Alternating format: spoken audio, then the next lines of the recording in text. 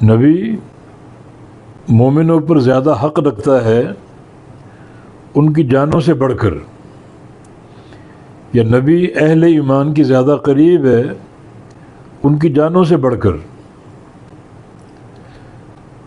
تو جو بندہ اس بات کو مانتا ہے اور عمل پیرا ہے،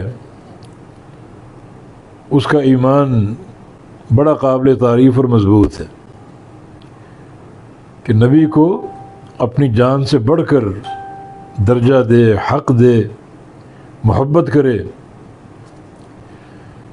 جیسا کہ صحیح بخاری کی حدیث ہے، رسول اللہ صلی اللہ علیہ وسلم نے ارشاد فرمایا کہ والذی نفس محمد بیدہ لا یؤمن احدکم حتی اکون احب الیہ من والدہ وولدہ والناس اجمعین۔ اس ذات کی قسم جس کے ہاتھ میں میری جان ہے، اس وقت تک تم مومن نہیں ہو سکتے جب تک میں اس کے نزدیک زیادہ محبوب نہ ہو جاؤں اس کے والدین سے بڑھ کر، اس کی اولاد سے بڑھ کر اور تمام لوگوں سے بڑھ کر۔ جب تک ان سب سے بڑھ کر مجھ سے محبت نہیں کرتا، مومن نہیں ہو سکتا۔ یعنی میری محبت ان سب سے زیادہ ہو، سب سے بڑھ کر ہو، سب کی محبت پر حاوی اور غالب ہو۔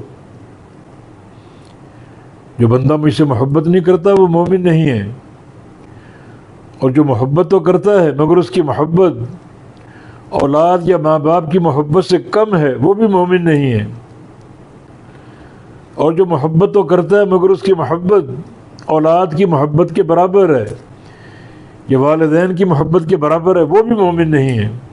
مومن وہ ہے جو مجھ سے محبت کرے اپنی اولاد سے بڑھ کر، اپنے ماں باپ سے بڑھ کر، اور کائنات کے ہر فرد سے بڑھ کر۔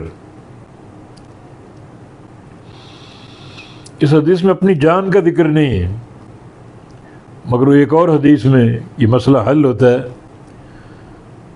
امیر عمر ابن خطاب رضی اللہ عنہ نبی علیہ السلام کی خدمت میں حاضر ہوئے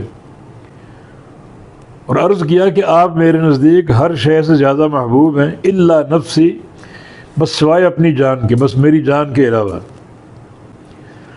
سب سے زیادہ محبت میں آپ سے کرتا ہوں، بس اپنی جان کے علاوہ۔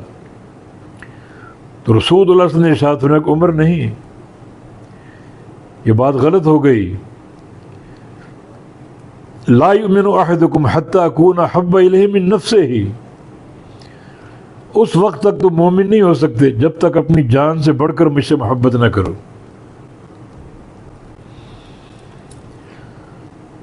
تو یہ آیت کریمہ نبی علیہ السلام کی محبت پر ایک بڑی واضح نص اور واضح دلیل ہے۔ محبت اور محبت کا پیمانہ